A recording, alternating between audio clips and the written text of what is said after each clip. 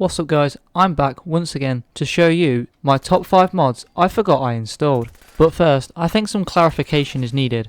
By forgot I installed, I don't mean that I downloaded them and completely forgot about them. I mean that they were implemented so well into the game that I forgot they were mods and thought they were part of the actual game. Of course, after a few seconds of thinking about it, I would remember that they were mods. But anyway, on to the first mod. And the first mod we have is Darker Nights. Now, I'm sure that most people already have this one downloaded, as it was one of the first that I downloaded as well. But anyway, if you don't have this one downloaded, it's going to give you the option of 7 darkness options: lightest, lighter, light, medium, dark, darker, and finally, darkest. Now, I'm not saying that Bethesda should have incorporated a way to change the darkness settings on command, but what I am saying is that nighttime should actually be dark. Without this mod, nighttime does not feel like nighttime. You don't need to put lights in your settlements, you don't need to plan for attacks that you couldn't see, and also, you don't need your Pip-Boy flashlight. And this of course brings us on to the next mod. Now that your game is nice and dark, you're going to need a real Pip-Boy flashlight, and to do this we're going to be using the mod Pip-Boy flashlight. Now this is the standard Pip-Boy flashlight. I mean, what is this? This is not a flashlight. And this is one of the many options that you can have with this mod. And when I say many options, I mean many options. There are literally dozens of different light designs. These are just a few of the ones available. But personally, I take the clean floodlight option. Also, you have the choice of what flashlight you'd like whilst in power armor. This is one of those details that separates a good mod from a great mod. Now the final option you have to choose from is how far you'd like the light to go.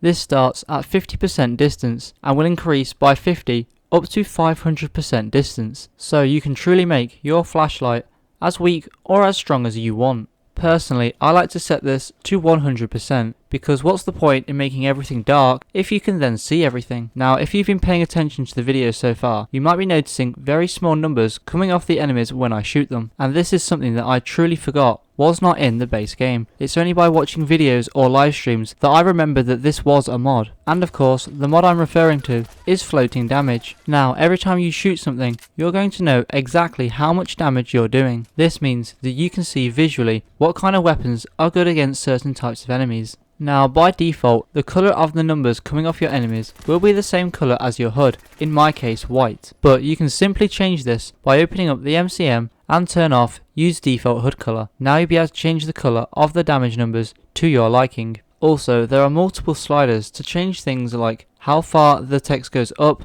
sideways and down.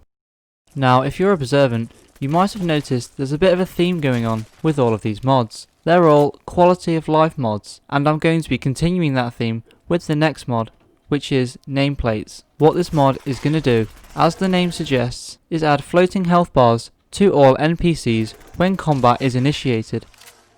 Enemies will appear red, allies will appear green, neutrals will appear blue, and lovers will appear purple. Now, I don't think I need to overly explain the advantage of seeing enemies' health bars, but now with this mod, you don't need to wait for the XP bar to pop up to know an enemy has died. You can just see their health bar disappear. Now, it must be said, if there was one downside about this mod, it's that if an enemy is far away, you might not be able to tell, because, well, they are far away. But now, with their health bar being so easy to see, you know that enemies are far away. But personally, I can't imagine the idea of not having this mod installed, so I can overlook this. Anyway, that's going to bring us on to the last mod of the video, which is a bit of a random one, as it really doesn't fit the quality of life mod category that all the other mods have fit into. But anyway, the mod is Combat Leg Armor Variation. What this mod is going to do is change the way that light combat armor on the legs looks. Instead of being a panel over the thigh,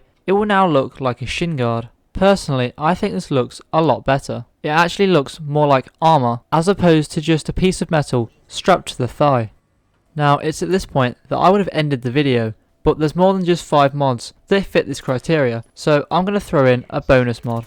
And I have to say, this is one of my favourite mods of all time. And of course, I'm speaking about Fallsouls. What this mod is going to do is disable all pause menus in the game, making for a more realistic environment. And when I say all pause menus, I mean all pause menus, looking at terminals, pickpocketing, lockpicking, bartering, and so on. Nowhere is safe. The game will never pause, even when you press the pause button. Now, if this sounds a bit too extreme for you, then let me tell you why this is one of my favourite mods. Opening up the MCM, you'll be able to toggle every single kind of pause menu in the game. But personally, the only time I want the game to actually be paused is when the console is open, because I have to do a lot of console stuff. The actual pausing itself, because that's the point of it, and when I'm looking at my Pip-Boy. And this is only because I've noticed if I let the game be unpaused, I get a flickering between missions, and it can become very difficult to select specific missions. But apart from those 3 exceptions, I never want my game to be paused when I'm doing things, because like I've said, it makes it feel more realistic. Time does not stop in real life when you start an exchange with someone, or if you try and steal their things. Anyway, that's pretty much going to wrap it up for this mod, and the video for that matter. I hope you all enjoyed the mods here today, and if you did, don't forget to hit that subscribe button, and I hope to see you all in the next video.